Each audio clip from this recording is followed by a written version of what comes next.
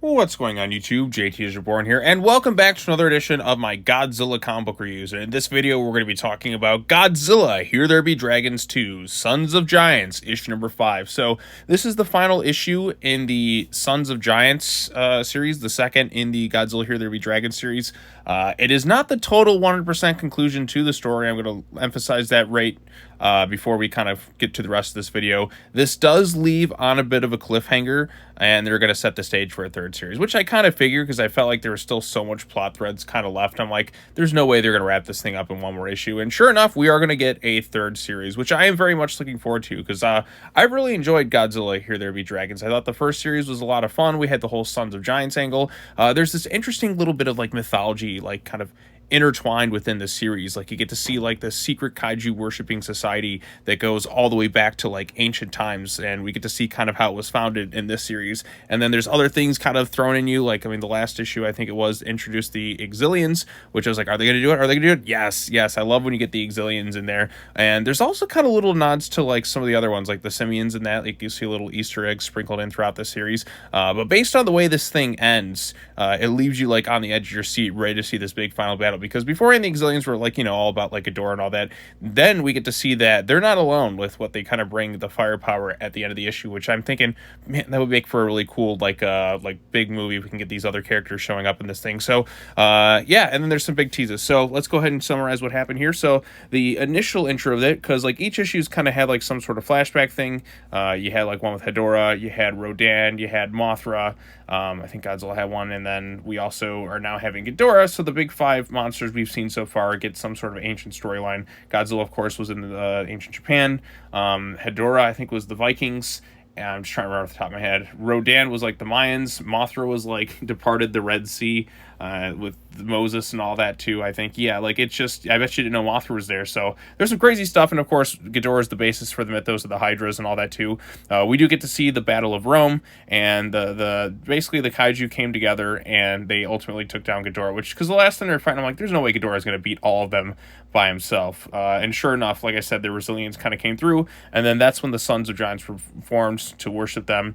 We see President Thomas Jefferson. Yes, this went all the way up to the president, and Mr. Lane, who is the descendant of, you know, Henry Hull from the first series, the pirate Jack Sparrow drunk guy, and they're trying to figure out the secret lab in Ben Franklin's got. And of course, you know, the Rome Coliseum thing was a big hint, and they find the secret location, but then the Exilians come in, shoot Lane, and he protects the president, but the president has his own little like laser gun here, which we could see here, which I like this little nod too, because you can see the helmets there. That's clearly a nod to the Simians from Terror of Mechagodzilla.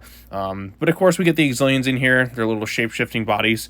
I miss the Exilians. I don't know, like I always go back and forth some of my favorite like alien races in Godzilla.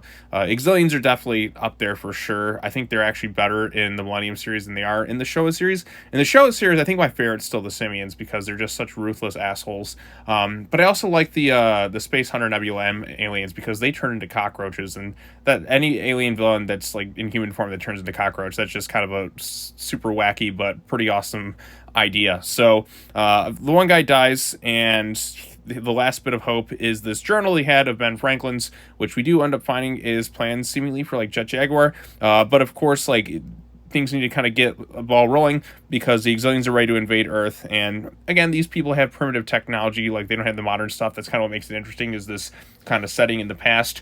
So we have Gigan, Space Godzilla, and Mechagodzilla, and the Exilians all working together. See, that's kind of a new concept, because like you got this one right here, which is clearly like the Simian design, the Showa, like, and you have classic Gigan and Space Godzilla mixed in. It's kind of neat to see Space Godzilla mixed in with, you know, that classic Gigan design and the classic Showa Mechagodzilla design all at once, and ready for a big alien invasion. Like kind of mixing in all these different elements from the Showa and Heisei eras, kind of throwing them into one. And of course, like the big tease is Jet Jaguar at the end, and it's to be concluded in Godzilla, Here There Be Aliens. So I thought this was great. I love the artwork. Like I said, Frank Thierry was the writer, and the artwork is by Inaki Miranda. This is made by people who clearly love like the Godzilla mythos and are playing around with different things. Actually, Frank does follow my Twitter account, at least my Let's Talk Godzilla one. I don't know if he's going to watch this video or not, but kudos to you, creative team. This has been a really fun series. If you're a big Godzilla fan, I definitely recommend checking it out. I think it's one of the strongest, if not the strongest, IDW Godzilla like kind of ongoing series that actually has a continuous storyline.